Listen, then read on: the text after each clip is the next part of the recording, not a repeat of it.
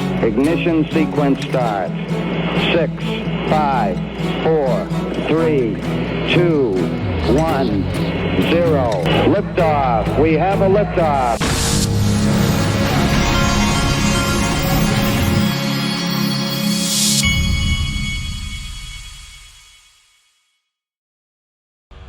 Hey everybody, this is the Digital Asset Investor and Brad Garlinghouse. That clip, I was showing clips in the last video, but there's a lot more to it. I wanted to play you there's more that we've gotten our hands on here. Watch this. Buddy. Hey Brad. How are you? I'm good. How you doing? It's good to be in Utah. Thank you for coming. Very quickly, if you could, for the audience, quickly explain the lawsuit that you've been involved in with the SEC for the last bunch of years. So in December 2020, the United States Securities and Exchange Commission argued that Ripple's sales of XRP, a digital asset and a technology we use in our technology stack, that our sales of XRP represented the sale of an unregistered security. We, of course, argued, and frankly, I had never considered the possibility that XRP was a security. I always kind of looked at it as it's a currency. And we engaged in a 3.5-year legal battle that consummated last summer. We won on the kind of core issue that XRP is not in and of itself a security. That's a quote from the judge's ruling, which was great to win, but it was $150 million of legal bills along the way, which we can talk more about the implications of that, but and it carries on today, yes, in appeals? It does carry on. I mean, the core matter has been resolved. There are a couple things that I'll call hangers-ons that the judge should rule on imminently, a month, maybe less, or maybe 2 months. I can't know that, but I'm looking forward to closure and full resolution. Yeah, so we're talking a lot about regulation, and thank you for that. We're talking a lot about regulation here at this event, and it has clearly dictated many of the last years of your life. Tell me a little bit about, you believe that regulation is needed for your business, but what kind, how we go about that, that's the nuance. So tell me where you need regulation and where you don't in this fast-growing still category. Well, I'll tell you what, one interesting thing is I like to take interviews like this seriously. So as I prepared, I went and watched. Appreciate that, thank you. Yeah, absolutely. The last time I was on stage for Fortune Brainstorm was 5 years ago in Montauk. And not surprisingly, this exact same topic around regulatory dynamics came up. And one of the things I talked about was how important regulatory clarity was. And the frustrating thing as I sit here 5 years later is in some ways the world has changed a lot. In some ways it has really not changed at all. And I think it's incumbent upon the United States government, which truly has fallen behind, right? Europe, you have more than 24 countries that have come together and created a framework for digital asset regulation called MiCA or MiCA, I don't know how to pronounce it. And the fact that they're way ahead of where the US is. And you have in this United States Securities and Exchange Commission a dynamic of putting really politics and power ahead of sound policy. And 5 years ago I was saying we needed clarity, yet we still have the CFTC and the SEC and other parts of the U.S. government arguing about how this should work. And when Gensler, the current chair of the SEC, came in, he went and hired more litigators. And instead of hiring people to actually codify and write policy, he went and hired more litigators. He goes in front of Congress and says, the rules are clear, we don't need new rules. But then we have federal judges ruling the opposite about the same. He's asked directly, is ETH a security? He won't answer the question.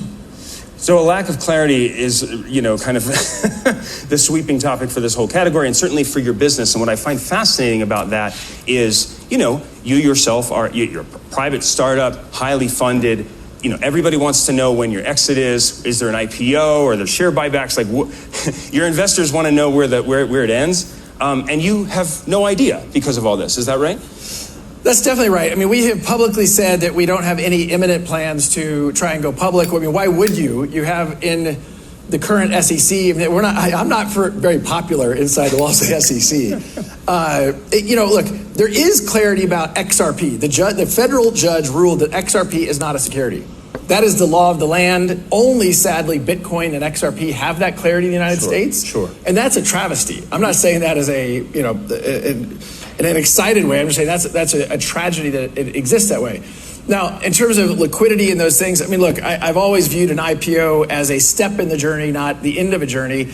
What we have done instead of, and this is actually new news that we haven't shared publicly, we have done a series of tender offers where we've been buying shares back from investors and employees. And we're in the middle of another tender offer. And after we finish this, we will have repurchased $1.4 billion of stock from our shareholders. Wow, that's a huge amount. $1.4 billion dollarinis. Let me write that down because I was trying to take notes on what thumbnail action I've got here. Let's see. Now, I wanted to also show you the 1645 mark because they asked him about Swift. Watch this. One more question for you. We talked about international and everything else. So my understanding of your business is that you're really competing with the Swift network overseas. And there's a lot of companies working with the Swift network, like Air Wallets and things like that. So what does that playing field look like for you? Are you in fact in direct competition in these places? Is it not quite that way? Just how are you looking at that? Yeah. So the Swift network, I imagine everyone here at some point in your lives has done a Swift-enabled transaction. You call it a wire transfer. One little side note, the expression wire transfer, the etymology of that is a telegram wire. That's right. This is not technology that has moved with the internet and advancement of these technologies. Do we compete with Swift? Yes. There are a lot of payment networks out there. And when I think about at the core what Ripple's trying to do, we're trying to let value move the way information moves today. What does that mean? You and I have been around for a while, these technologies. I was around, I had a Prodigy account, I had an AOL account. There's also CompuServe. You couldn't email between CompuServe and AOL. Right. That was not possible. Right. And then you had technologies, in this case SMTP, come along to enable interoperability between networks that didn't speak to each other. Mm-hmm. Today we have payment networks that are the same as CompuServe, Prodigy, and AOL. You can't readily send a Visa payment to your mother-in-law in India on Mother's Day. You can't send that payment directly. That is ripe with friction, and the cost to do that would be outrageous, and the likelihood of errors is crazy. But yet it's all ones and zeros. It's all why can't we enable interoperability between payment networks? And so when I think about Swift, when I think about an ACH network, when I think about SEPA, which is the European local payment network, you have SPAY in Mexico, Ripple views a world where all of this is interoperable. People say, well, PayPal and Venmo, they don't talk to each other. They're owned by the same company, and they don't speak to each other. Right. So I think eventually we will get there, but because these are payment networks, we need to move slowly and make sure it is regulatorily compliant. But I think that these unlocks will really unlock a lot of value for society. All right, good stuff. Where is the VC pump gang, folks? XRP has more volume than Solana, only half the market cap, and no memes or DeFi really. But these guys, they don't want to talk about XRP. Their talking points just don't include XRP, and we've been living through this since 2017-ish anyway. Everybody knew XRP was way out in front of everybody. These guys, there's some kind of pact to not ever go there, not talk about XRP. Check this out. The warning signs were there for XRP. I kept telling you all, keep an eye on the Bitcoin pair. Everyone is asking why XRP is pumping. We now have rumors heating up of settlement or something even crazier. The reason XRP is pumping is because it's now gaining a ton of strength against Bitcoin. We knew that the Bitcoin pair was bottom, yet so many were ignoring it while fudding XRP. Typical retail behavior. This guy's a Bitcoin maxi right here. And he says, I'm not an XRP fan at all, but I am keeping a very close eye on it currently. You bet he is. Now, I am going to ride this, and I want you to please retweet any of these you see, because I think it's time that we make sure that we hold all of these supposed pro-crypto and innovation people in the United States accountable.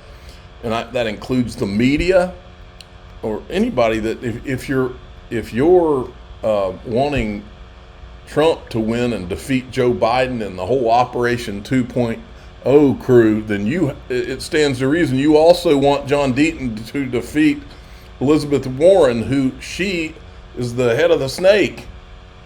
Metal Lawman's trying his best. Here's what you should do if you want to help John Deaton. First, go to johndeatonforsenate.com to contribute directly to John's campaign and or volunteer your time. If you have maxed out John's campaign at $6,600, then consider giving the Commonwealth Unity Fund Super PAC at commonwealthunityfund.com. Finally, talk to your company about contributing to CUF Super PAC. With a few exceptions, Super PACs can accept corporate donations from U.S. companies. So Metal Lawman is doing his thing, and my question is, where in the hell are you guys? Mark Cuban, Elon Musk, David Sachs. Where's Patrick Bet David? Why are these guys not putting John on their shows? Tucker Carlson, Sean Hannity, Laura Ingraham, Glenn Beck, Joe Rogan. Where are these people? Why would you not want to promote John? John is like getting traction now. And all it would take is one of these major people like Elon Musk and then a major media person. It's game over. Elizabeth Warren's out. Spread the word. If you know any of these guys, tell them. Look, this guy's going to give his case for a $1 million Bitcoin. You are saying $1 million Bitcoin.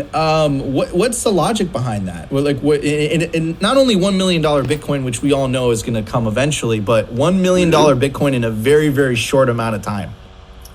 Right. So I think the key message I'm trying to get across is that the macro environment has fundamentally changed. And then I did some analysis, and other people like Macronaut and BitPain and others have also done the math too. And Bitcoin going up 20x is not a difficult thing. It's done it sometimes in the past. So the key here is that everything is different now with the ETFs, with the amount of money able to flow into the Bitcoin ecosystem. And we can very rapidly go up to 1 million. Whether we stay there or not is a different question, but just the lack of supply, because we are constrained. There's about 1.4, maybe 1.6 million BTC on exchanges right now. That's not a lot. And at some point, it's going to dry up, especially at the rate at which the ETFs are hoovering up all the coins at the moment. I'm assuming you don't believe in the diminishing returns theory. Not really. I mean, we talk often about hyper-Bitcoinization. And if you believe in hyper-Bitcoinization, then it's impossible to believe in diminishing returns, because there should be no cycles to Bitcoin. If you're going to reach the point of hyper-Bitcoinization whereby... Well, I think that's bullcrap. There's always going to be cycles. Look at this.